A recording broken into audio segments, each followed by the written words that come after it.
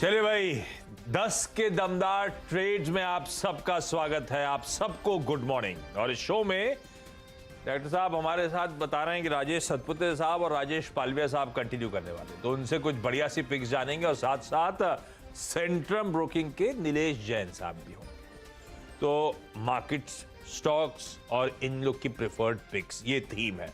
Plus big market voices, आमतौर पे एक बाजार की बड़ी वॉइस के साथ हम आपको रूबरू कराते हैं। उस कड़ी में आज सुंदरम म्यूचुअल के एमडी और सीईओ सुनील सुब्रमण्यम साहब होंगे और इस बीच दिव्गी टॉक ट्रांसफर की लिस्टिंग की तैयारी। दिखाइए भाई स्क्रीन पे, दिव्गी 590 की इशू प्राइस और 595 एक एक्सचेंज पे, 615 दूसरी एक्सचेंज पे, एकदम फ्लैट है। एनएससी पे तो एकदम अब तो 590 ही आ गया है। तो इशू प्राइस पर ही खुलता हुआ 5.5 टाइम्स के आसपास का सब्सक्रिप्शन था।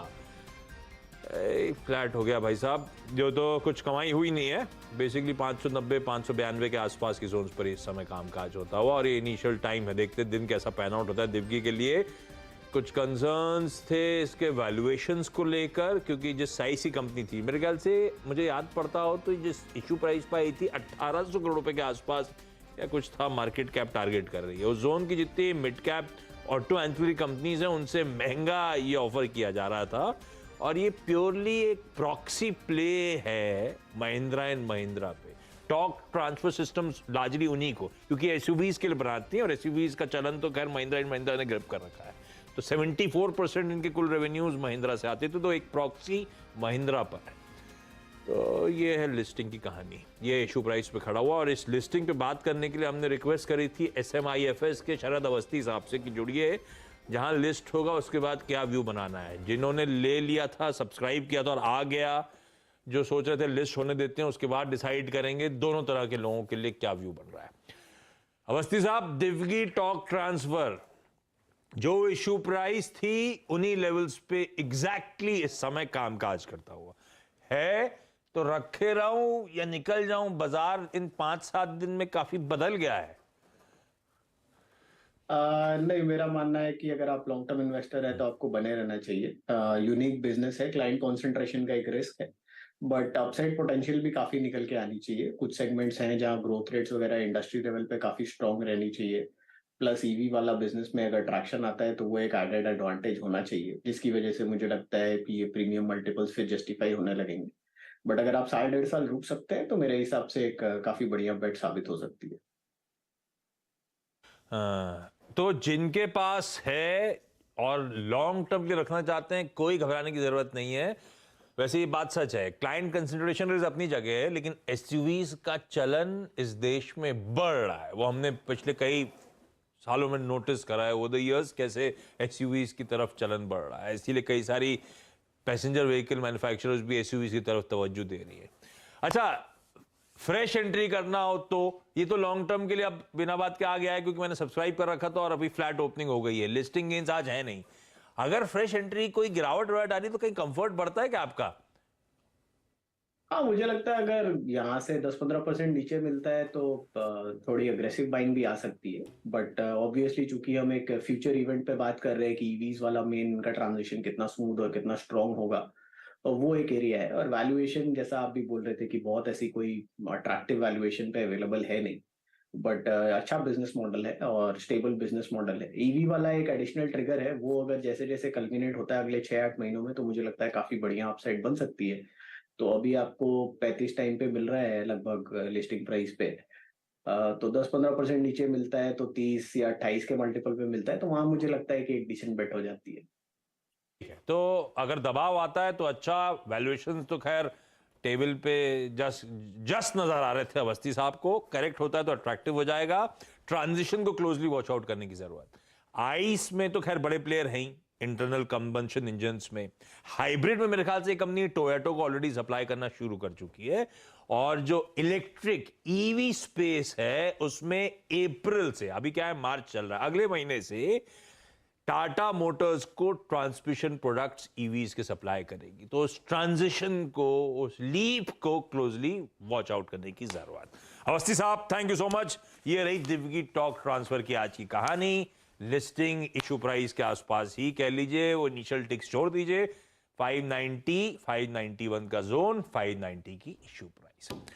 चलिए, लेकिन अब जो मार्केट्स में 50 मिनट का अब तक सेशन कल्मिनेट हुआ है, उसके बाद दरअसल ऐसा लग रहा है जहां शुरू करे तो वहीं के वहीं खड़े हुए हैं, ऐसा कुछ हुआ ही नहीं है। लेकिन इस बीच बहुत वॉलेटिलिटी हुई है। निफ्टी कल के प्रिसाइसली क्लोजिंग लेवल्स पे 50 मिनट डाउन द लाइन खड़ा हुआ है, लेकिन देखिए किस तरह की उठापटक इस बीच आपको देखने को मिली है।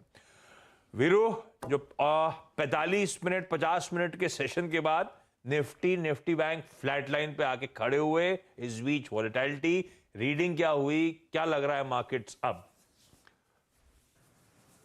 आशीष, देखिए मेरी अप्रोच थी सुबह सुबह सेल ऑन राइज की 17,251 341, इसके नीचे जब तक रहेगा सेल ऑन राइज करेंगे। आप गौर करिएगा आशीष, बेस 1 और RS1 दोनों ही इंडिसेस पे अभी तक वो कायम है, न RS1 कटा है न बेस 1 वॉलेट हुआ है, तो अभी तक उसी पे है। याद रखिएगा, उसी रेंज में अगर आपने सेल ऑन राइज कर रहे हैं तो काम कर रहा है। लेकिन मैं एक बार फिर बताऊंगा आशीष, जो चीज है स्क्रीन पे उसको देख लीजिएगा। सेल ऑन राइज ने वर्क किया, अभी तक निफ्टी ने कल के लो को वॉलेट नहीं किया है।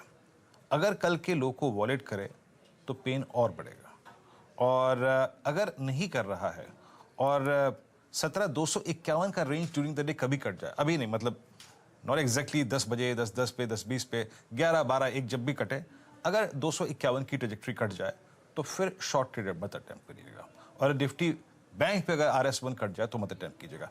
अब तक ठीक ठाक बिल्कुल RS1 और बेस 1 के बीच में Nifty bank sell on rise पे काम कर गया, और निफ्टी पर भी। बट दोनों ही रेजिस्टेंस अगर कटें ड्यूरिंग द डे तो फिर सेल मत अटेम्प्ट कीजिएगा। और एक और चीज आशीष, निफ्टी का बेस टूटे इस बात के चांसेस इस बात को देख के इसलिए लग रहे हैं क्योंकि निफ्टी IT अब क्रैक हो रहा है बहुत तहजीब से, और 13 जनवरी के ब्रेकआउट पॉइंट को इसने आशीष वॉलेट कर दिया। तो हमारे पास सबसे बड़ा प्रेशर पॉइंट है निफ्टी IT। आशीष, सबसे बड़ा प्रेशर पॉइंट बन गया है 1.25% का दबाव इस पॉकेट में। निफ्टी जरा इंटरडे वापस स्क्रीन पर रखिएगा। कल के प्रिसाइसली जो लोस थे वही आज के हैं। क्या था कल का? 17,113 था शायद, और आज भी देखिए 17,113 112 के आसपास के जोन्स। तो कल के लोस को वैलिडेट नहीं करा है, लेकिन मोटा मोटी ये दायरा आपकी स्क्रीन पे। सेल ऑन राइज की स्ट्रैटेजी ब्यूटीफुली वर्कआउट करी है, बिल्कुल सही। थोड़ा सा टफ है, हम स्टेबलाइज हो नहीं पा रहे हैं इस तरह के इनकमिंग ग्लोबल न्यूज फ्लोज के बीच। ऐसे में स्टॉक्स कौन से रडार पे रखने हैं? दोनों राजेश जी, पालविया साहब और सतपुते साहब स्क्रीन पर हैं, और साथ साथ आपको आपकी स्क्रीन पे नीलेश जैन भी नजर आ रहे हैं। पहले नीलेश के पास चला जाए, अभी जुड़े हैं। नीलेश जी, गुड मॉर्निंग। कैसे ट्रेड करा रहे हैं आप लोग? निफ्टी बैंक में कोई ट्रेड वेड लिया आज सुबह से? ऑफलेट ले रहे हो या अभी साइडलाइन पे बैठ के ऑब्जर्व करना एटलीस्ट बेंचमार्क के लिहाज से ज्यादा viable? Good morning Ashish ji, Viren जी। देखिए, इस प्रकार की वॉलेटिलिटी में जो हम एडवाइस कर रहे हैं कि थोड़ा सा वेट एंड वॉच करें। कहीं ना कहीं एक स्टेबिलिटी जब तक लौटती नहीं है, वीक्स हाईएस्ट लेवल पर ट्रेड हो रहे हैं, और जिस हिसाब से एक शार्प अप मूव और डाउन मूव हमें इंट्राडे ट्रेड में देखने को मिल रहे हैं, तो थोड़ा डिफिकल्ट है ट्रेड लेना। इसीलिए थोड़ा वेट एंड वॉच करना चाहिए। इंडेक्स स्पेसिफिक वही स्टॉक स्पेसिफिक जो राय है वो हम जरूर दे रहे हैं। आपके दो स्टॉक्स क्या हैं नीलेश जी? किन पे शॉर्ट और लॉन्ग लेंगे आप? बिल्कुल, देखिए लॉन्ग ट्रेड है सबसे पहले, वो है मैकडॉवेल यूनाइटेड स्पिरिट में, जहां पे बाजार की गिरावट के विपरीत यहाँ पे 2 सेशंस में एक आउट परफॉर्मेंस दिख रहा है। कहीं ना कहीं बेस फॉर्मेशन एक्टिविटी यहाँ पे होती हुई नजर आ रही है, और यहाँ पे मेरा ये मानना है कि जो अपमूव है वो एक्सटेंड होना चाहिए 775 से 780 तक का, एंड 748 का यहाँ पे स्टॉप लॉस रखना होगा। तो मैकडॉवेल में खरीदारी करके चलने की सलाह होगी। वहीं बिकवाली वाला ट्रेड होगा ABFRL में लगातार एक lower top and low bottom formation बन रहे हैं, और यहाँ पे शॉर्ट बिल्डअप हमें कंटिन्यूसली देखने को मिल रहा है। तो ये गिरावट है वो और गहरा सकती है। निचले स्तरों पर 218 से लेके 215 तक के लेवल हमें स्पॉट में देखने को मिल सकते हैं। 230 का लेवल जब तक ऊपरी स्तरों पर ब्रीच नहीं होता है, तब तक यहाँ पे कोई भी उछाल मिले तो उसे बिकवाली करके चलना होगा। 218 से 215 के टारगेट के लिए स्टॉप लॉस रखना होगा 230 का। जी हे ईश्वर, आज हम कैसे मझधार में हैं।